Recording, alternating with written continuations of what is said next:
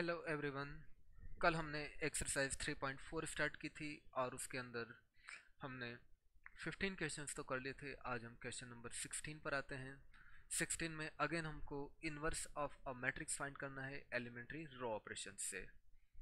Matrix को हम ए लिख लेते हैं पहले की तरह और ए इक्वल टू आई ए लिख करके स्टार्ट करेंगे रो ऑपरेशन के लिए। और जो भी कोई ऑपरेशन हम लगाएंगे वो इस a की वैल्यूज़ को अफेक्ट करेगा और इस i की वैल्यूज़ को अफेक्ट करेगा, इसलिए इन दोनों का तो हम फुल वैल्यू लिख लेते हैं। इस a के ऊपर कुछ फर्क नहीं पड़ने वाला, इसलिए इसको हम a ही लिख करके चलते चले जाएंगे। मेथड अब तक आपको याद हो चुका है। यहाँ पर हमको पहले वन बनाना होता है, ये वन ऑलरेडी बना हुआ है, that is a good sign. अब सिर्फ इस वन की हेल्प से आपको यहाँ पर जीरो बनाना है और यहाँ पर जीरो बनाना है। जब आप इस प्लेस पर जीरो बनाने का सोचते हैं तो नेचुरली आपको R2 को रिप्लेस करना पड़ेगा और ऑपरेशन बनेगा R2 replace by R2 plus 3R1। जब आप R2 की वैल्यू के अंदर 3 टाइम्स R1 ऐड कर लेंगे तो 3 टाइम्स 1 तो 3 होगा और उनको प्लस करने से यहाँ पर ज़ीरो बन जाएगा। तो इस ऑपरेशन के हिसाब से आप -3 के लिए जब कैलकुलेशन बनाते हैं तो -3 के लिए आपको ज़ीरो बन जाता है।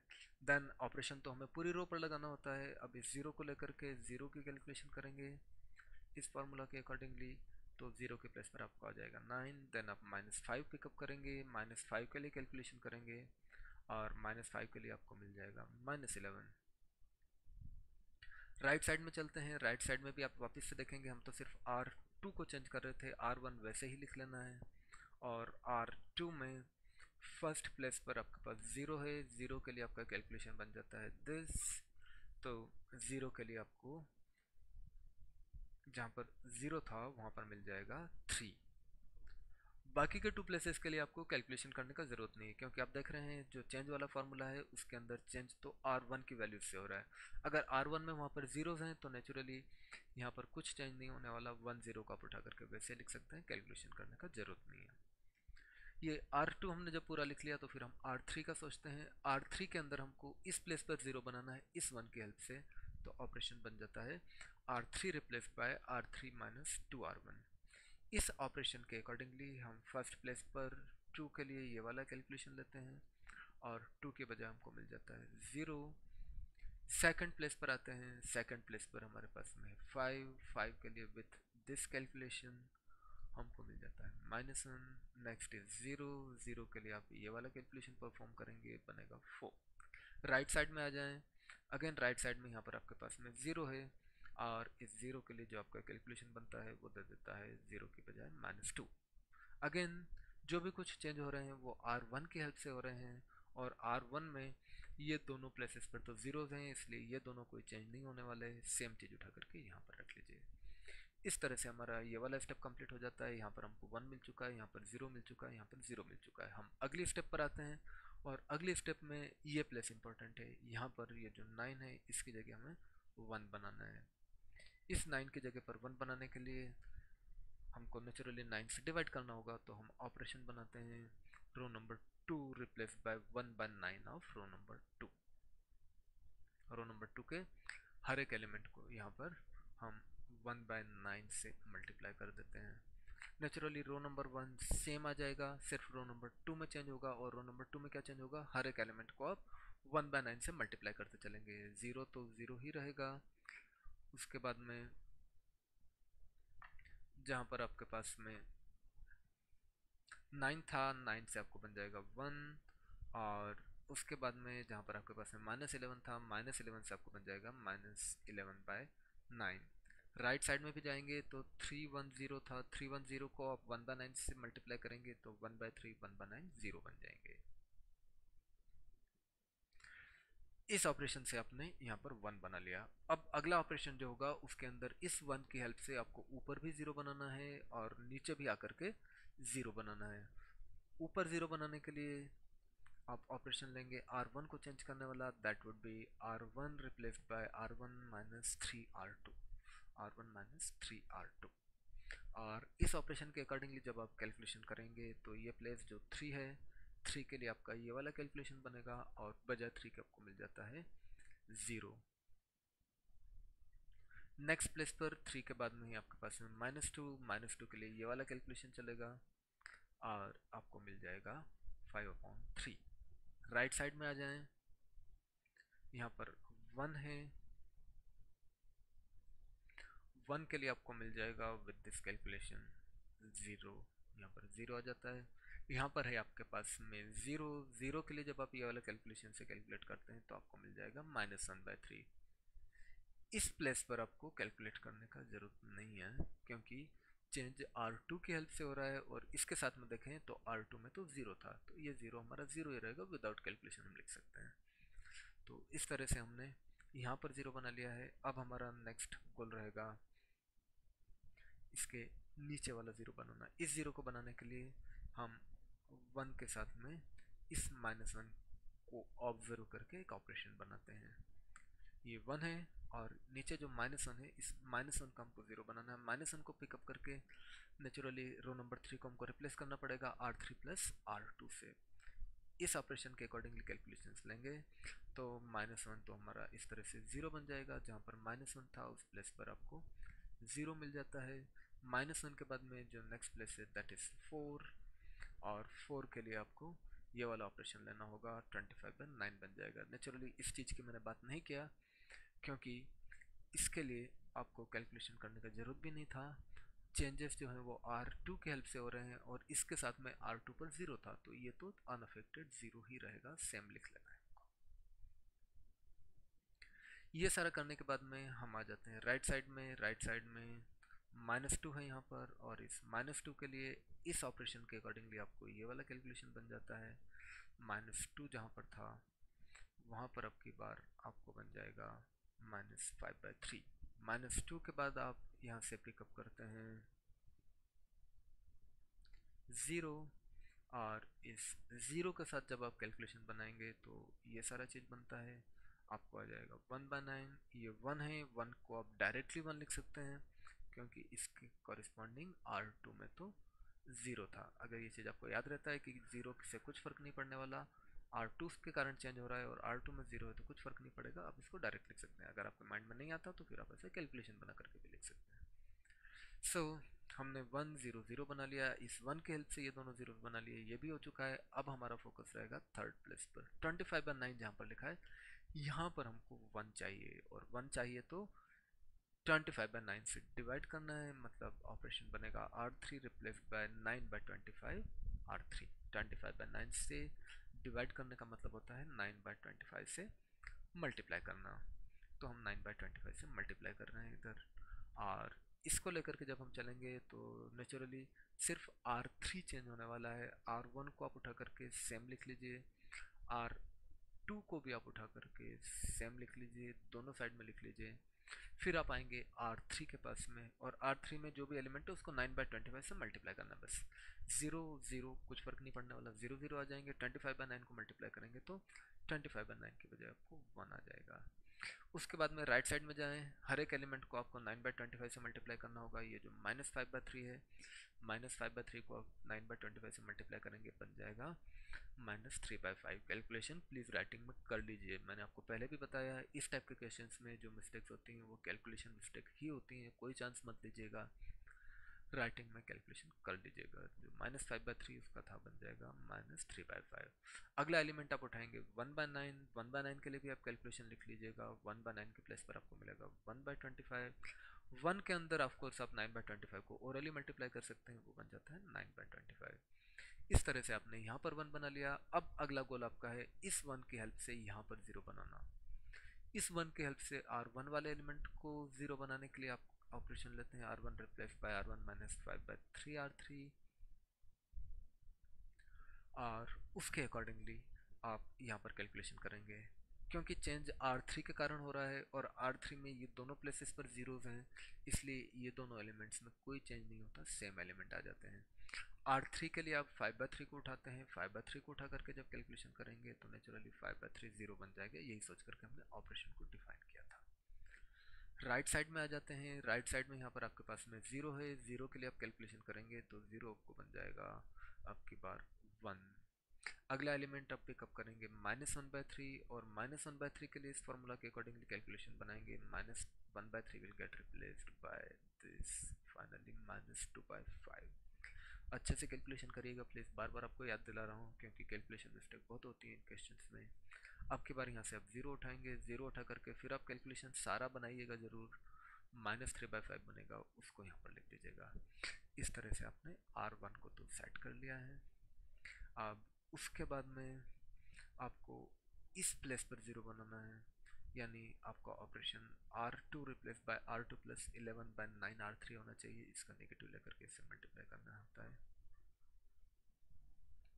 और इस ऑपरेशन को जब हम लेकर के चलेंगे तो फिर हम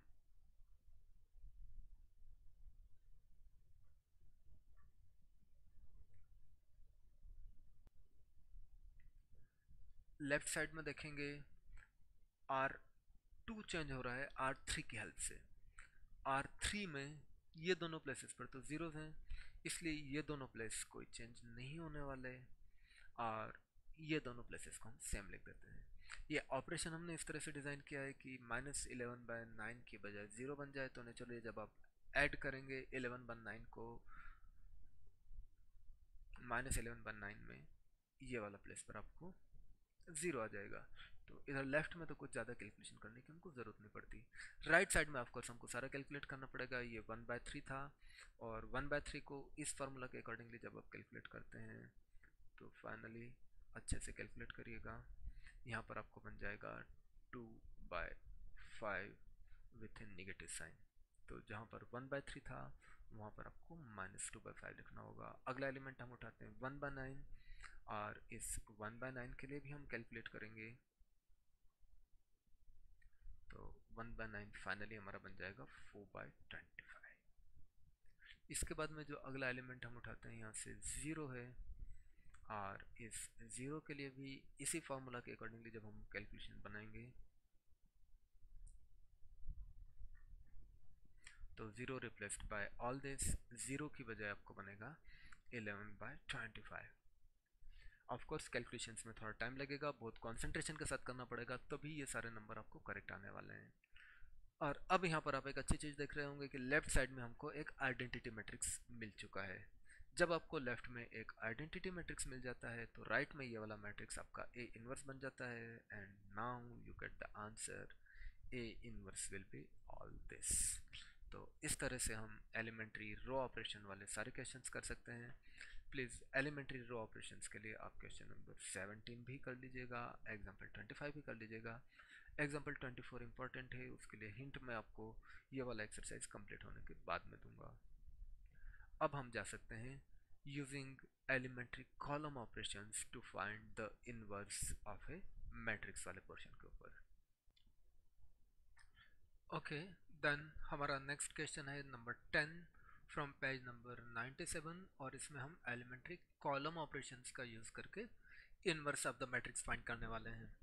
पहले की तरह से आप गिवन मैट्रिक्स को ए बोल देंगे, एंड ए इक्वल टू ए आई लिख करके स्टार्ट करेंगे। इस ए की वैल्यूज़ चेंज होंगी और इस आई की वैल्यूज़ चेंज होगी। इस ए की वैल्यू में कुछ फ़र्क नहीं पड़ेगा, तो हम इस ए का वैल्यू लिखते भी नहीं हैं। ये दोनों लिख करके फिर हम फर्स्ट प्लेस को फोकस करते हैं। यहाँ पर हमको 1 चाहिए। 1 बनाने के लिए हमको 3 से डिवाइड करना होगा, और अब की बार कॉलम को डिवाइड करेंगे। नेचुरली हम कॉलम वाइज राइट भी करेंगे।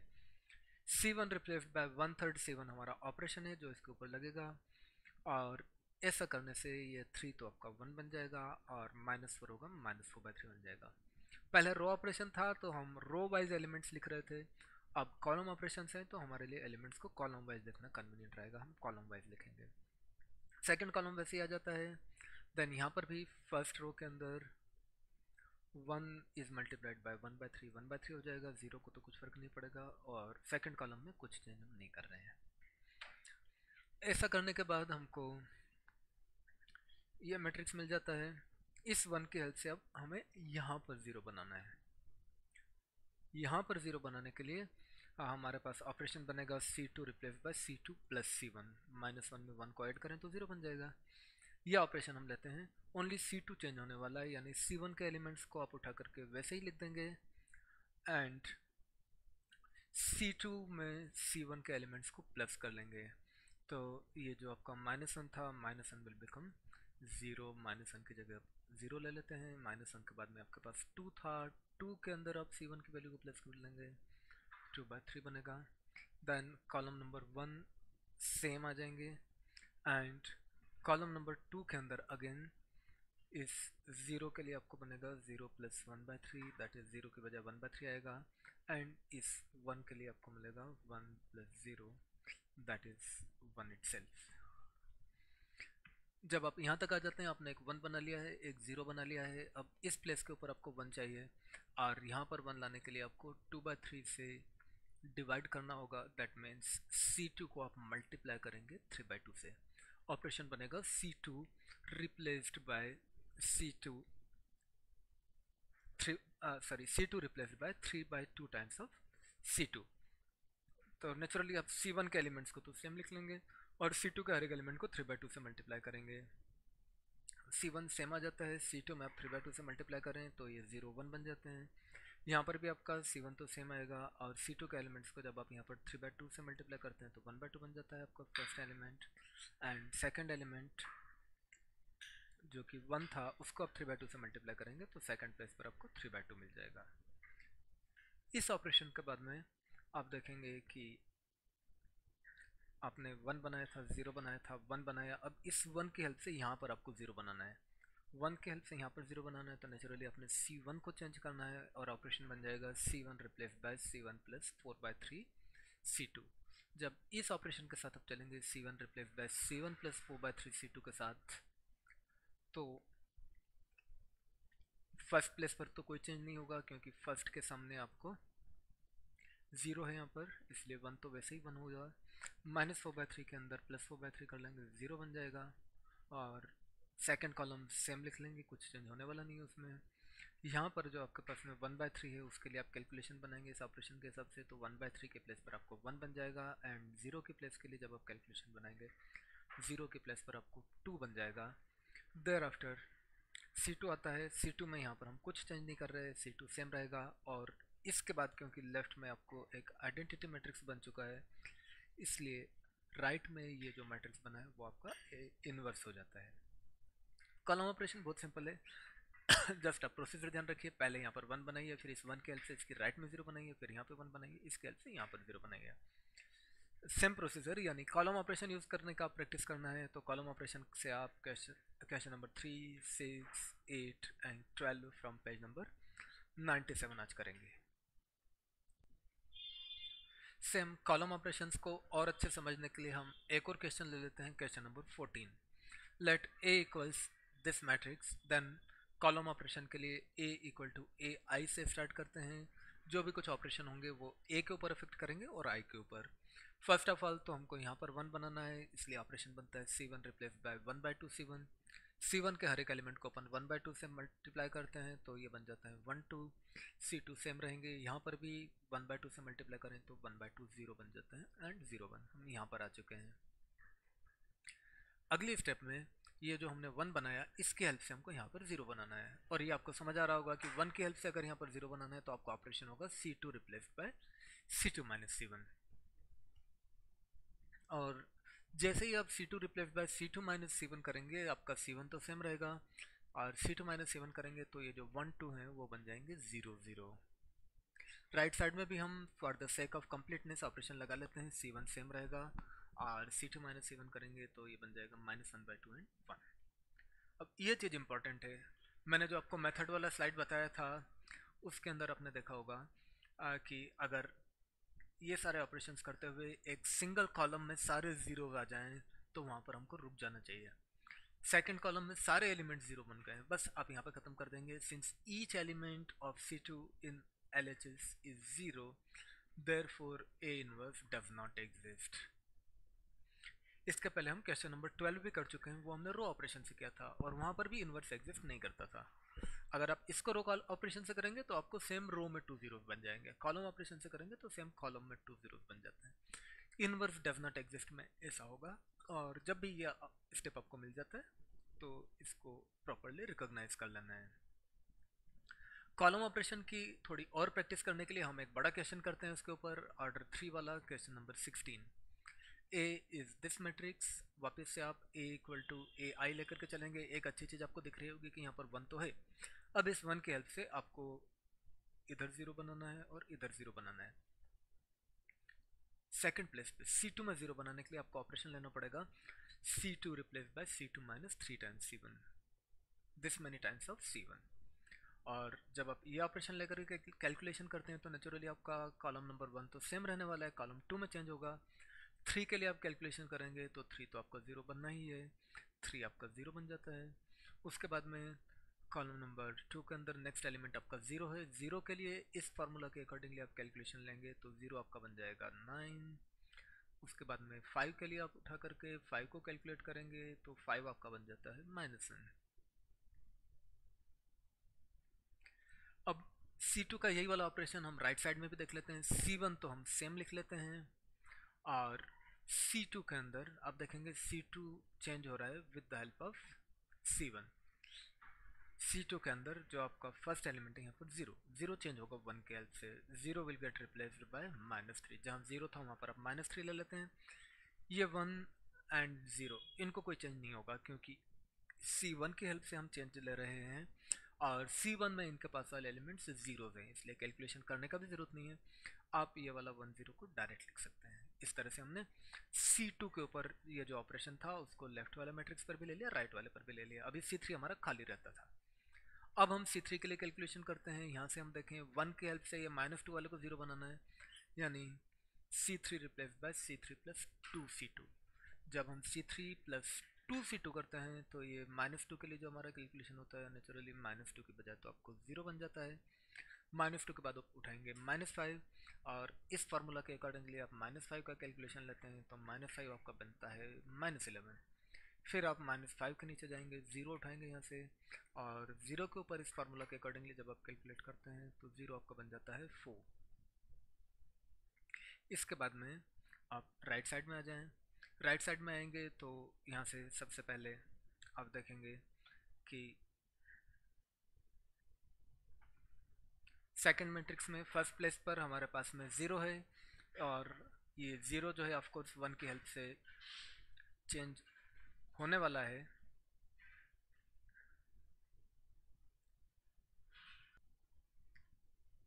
सॉरी, एक छोटा सा करेक्शन है। ये जो हमारा सेकंड ऑपरेशन था C3 replace by C3 plus 2C1 था, हम C1 की हेल्प से दोनों को 0 बना रहे हैं। यहाँ पर एक राइटिंग में थोड़ा सा मिस्टेक हो गया था, इसको थोड़ा सा इग्नोर करें। कैलकुलेशन सही है, हमारा कैलकुलेशन हमने करेक्ट तरीके से किया था।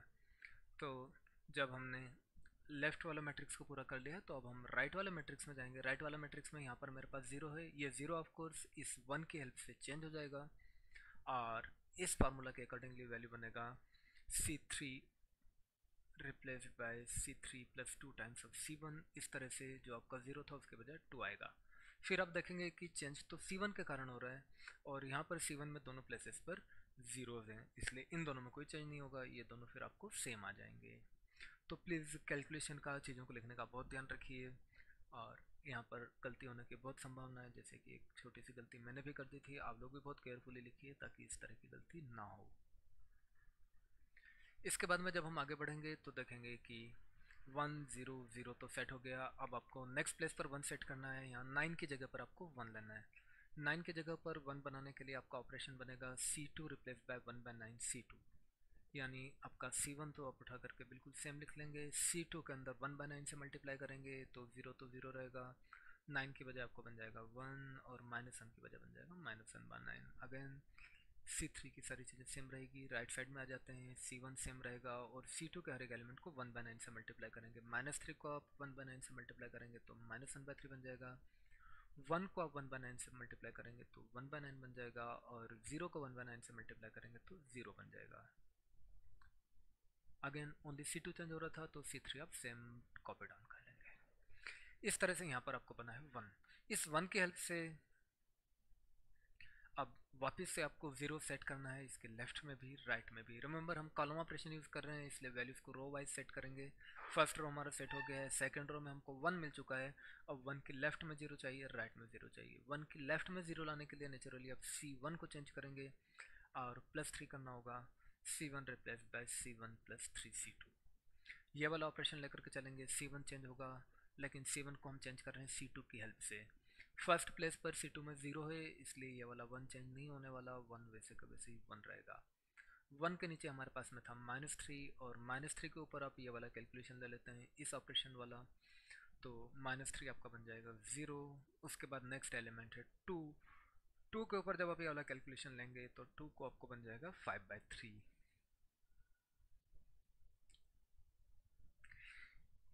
इसके बाद में आप सेम कैलकुलेशंस राइट साइड में आ जाएं और याद रखें कि हम चेंज कर रहे हैं C1 को और C1 चेंज हो रहा है C3 के अकॉर्डिंगली। तो C1 में जो 1 है वो आपका चेंज होगा फार्मूले के अकॉर्डिंगली और 1 का बन जाने वाला है 0। जहाँ पर 1 था वहाँ पे 0 बन जाएगा। नेक्स्ट प्लेस पर आपका 0 है लेकिन 1/9 के अकॉर्डिंगली चेंज होगा, तो ये 0 उठा करके 0 के लिए जब आप कैलकुलेशन करेंगे तो 0 आपको बन जाएगा 1/3। थर्ड प्लेस पर आपका 0 है लेकिन चेंज C2 के कारण हो रहा है, क्योंकि C2 में भी थर्ड प्लेस पर 0 है, इसलिए यहाँ पर कुछ चेंज नहीं होने वाला, ये 3 आपका सेम 3 रहने वाला है। इस तरीके से आपने C1 को चेंज कर लिया। C1 के बाद अब आपने ये तय किया था कि इस 1 के हेल्प से यहाँ पर भी एक 0 बनाएंगे, यानी कि +11 टाइम्स सब्स्टिट्यूट करेंगे। ये वाला ऑपरेशन आपको लेना होगा, C3 replaced by C3 + 11 times of C2।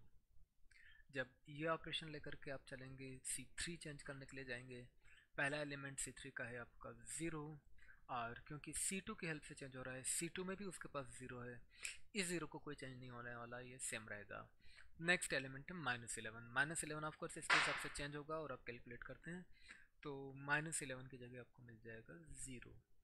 अगला एलिमेंट आपको है 4। जब आप 4 को लेते हैं और 4 के लिए इस फार्मूला के अकॉर्डिंग कैलकुलेशन करेंगे तो बन जाएगा 25/9। इस तरह से आपने लेफ्ट में तो चेंज कर लिए। अब यही वाला ऑपरेशन आपको राइट वाले कॉलम पर लेना है। ये नंबर 2 है जो कि चेंज होगा इस ऑपरेशन के हिसाब से। 2 will get replaced by 2 + 11 into -1/3, यानी 2 की जगह आपको मिल जाएगा -5/3। 2 के बाद में यहाँ पर 0 है, C2 की हेल्प से चेंज होगा, तो 0 के लिए आपका फार्मूला बन जाएगा 11/9। 0 के बाद अगला एलिमेंट आपका यहाँ पर 1 है, लेकिन 1 के लेफ्ट में C2 में तो 0 है, इसलिए 1 को कोई चेंज नहीं होगा, ये आप डायरेक्टली लिख सकते हैं 1। इस तरीके से हमने रो नंबर 2 भी सेट कर लिया। अब हमको सेट करना है रो नंबर 3। रो नंबर 3 में फर्स्ट हम इस प्लेस को फोकस करते हैं और इस प्लेस पर मुझे 25/9 की बजाय 1 बनाना है, यानी 25/9 से डिवाइड करना है। सबको पता है 25/9 से डिवाइड करने का मतलब होगा 9/25 से मैं मल्टीप्लाई करूँ, तो C3 को मुझे मल्टीप्लाई करना होगा 9/25 से। C1 मुझे उठा करके वैसे ही रख लेना है, C2 भी वैसे ही रख लेना है। जब C1 C2 को मैं वैसे ही रख लेता हूँ, 2 कॉलम तो मेरे फिल हो गए, और थर्ड कॉलम में अगर मैं 25/9 को मल्टीप्लाई करूँगा 0 0 1 हो जाएंगे। थर्ड कॉलम 0 0 1, सिर्फ थर्ड वाला चेंज होगा, फर्स्ट सेकंड वैसे ही थे। राइट में भी अगर अपन जाते हैं तो क्योंकि हमने ऑपरेशन से सिर्फ C3 को चेंज कर रहे हैं, C1 वैसे ही कॉपी डाउन कर लिया हमने, C2 भी वैसे ही कॉपी डाउन कर लिया हमने, और C3 के लिए इसके अकॉर्डिंगली हम कैलकुलेट करते हैं। C3 में फर्स्ट प्लेस पर -5/3 था, -5/3 को कैलकुलेट करें तो उसके बजाय -3/5 बन जाता है। सेकंड प्लेस पर हमारे पास में 11/25 है, और 11/25 को अगर हम कैलकुलेट करते हैं, सॉरी, सेकंड प्लेस पर हमारे पास में 11/9 था, सॉरी, सेकंड प्लेस पर 11/9 है, और 11/9 को जब हम कैलकुलेट करते हैं तो वो बन जाता है हमारा 11/25। फिर हम थर्ड प्लेस पर जाएं, थर्ड प्लेस पर 1 है, 1 को जब आप 9/25 से मल्टीप्लाई करेंगे तो वो बन जाएगा 9/25। इस तरीके से आपने यहाँ पर 1 बना लिया, और ये 1 बनाने के बाद में इसके लेफ्ट वाले जो दोनों चीज़ें हैं इनको आपको 0 बनाना है। तो 1 एंड 5/3 के हिसाब से आप पहला ऑपरेशन ले लेंगे, C1 replace by C1 - 5/3 C3। C1 वाले इस एलिमेंट को आपको 0 बनाना है और C3 की हेल्प से 0 बनाना है। क्योंकि C3 की हेल्प से आप चेंजेस कर रहे हैं C1 में, C3 में ये दोनों प्लेसेस तो जीरोज हैं, इसलिए इन दोनों में कोई चेंज नहीं होगा, इनको आप उठा करके वैसे लिख लीजिएगा।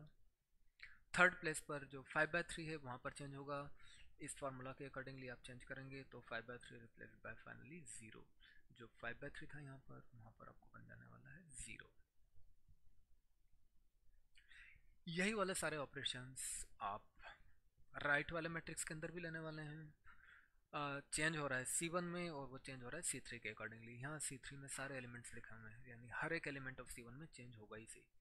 आप यहाँ से 0 उठा लीजिए, और 0 को उठा करके सारा कैलकुलेशन करेंगे तो 0 के बजाय आपको बन जाता है 1। उसके बाद आप उठाएंगे यहाँ से 1/3, 1/3 को उठा करके भी जब आप कैलकुलेशन करते जाएंगे तो फाइनली 1/3 की बजाय आपको बन जाएगा -2/5। ये सारी कैलकुलेशन में प्लीज़ टाइम लगने वाला है, आप इसका ड्यू टाइम इसको दीजिए। 1/3 की बजाय -2/5 लिख लेना है। उसके बाद में जो नेक्स्ट एलिमेंट आप ज़ीरो उठाएंगे, और ज़ीरो के लिए भी जब आप इस टाइप से कैलकुलेशन करेंगे तो ज़ीरो की जगह आपको आ जाएगा -3/5। इन दैट वे हमने कॉलम नंबर 1 तो सेट कर लिया। कॉलम नंबर 1 के अलावा हमको कॉलम नंबर 2 में भी सेट करना था। 5/3 का हम ज़ीरो बना चुके हैं। अब ये जो -1/9 है इसका ज़ीरो बनाना है। -1/9 का ज़ीरो बनाने के लिए आपको C2 replace by C2 plus 1/9 C3 लेना पड़ेगा। C2 के अंदर आप चेंज कर रहे हैं और वो चेंजेस हो रहे हैं C3 के अकॉर्डिंगली। C3 में ये दोनों प्लेसेस ज़ीरो हैं, इसलिए C2 की इन दोनों प्लेसेस पे कोई चेंज नहीं होने वाले। अब 0 1 उठा कर वैसे रख लीजिए केयरफुली। उसके बाद में जो थर्ड प्लेस है वहाँ पर 1 है, और उस 1 की हेल्प से आपको -1/9 चेंज हो जाएगा। तो ये जो -1/9 है उसके लिए आप फॉर्मूला यूज़ करेंगे। -1/9 आपको बन जाता है 0। इस तरह से आपने लेफ्ट में तो आपका C2 चेंज कर लिया, राइट में भी आप C2 को चेंज करेंगे, हर एक एलिमेंट उठाएंगे और हर एक के लिए आपको कैलकुलेशन करना ही पड़ेगा। फर्स्ट एलिमेंट आप उठाएंगे -1/3, सारे नॉन जीरो एलिमेंट से हर एक के लिए कैलकुलेशन होगा। फर्स्ट एलिमेंट आपने उठाया -1/3, और -1/3 के लिए कैलकुलेशन करते हैं तो फाइनली आपको आंसर मिल जाता है -2/5। अगला एलिमेंट आप उठा लेंगे 1/3, सॉरी नेक्स्ट एलिमेंट है आपका 1/9। ये 1/9 उठा करके आप according to this formula calculation बनाते हैं तो 1/9 फाइनली आपको जाके बनेगा 4/25। टाइम लगेगा प्लीज़, जितना जल्दी मैं बोल रहा हूँ उतना जल्दी नहीं हो जाएगा, आपको कैलकुलेशन करना होगा। 4/25 के बाद में मैं अगले एलिमेंट पर जाता हूँ 0। 0 को उठा करके इस फार्मूला के अकॉर्डिंगली जब मैं कैलकुलेशन बनाता हूँ तो 0 बन जाएगा मेरा 1/25। यहाँ पर मुझे 1/25 लिख लेना है। और जो हम चेंजेस कर रहे थे वो तो सिर्फ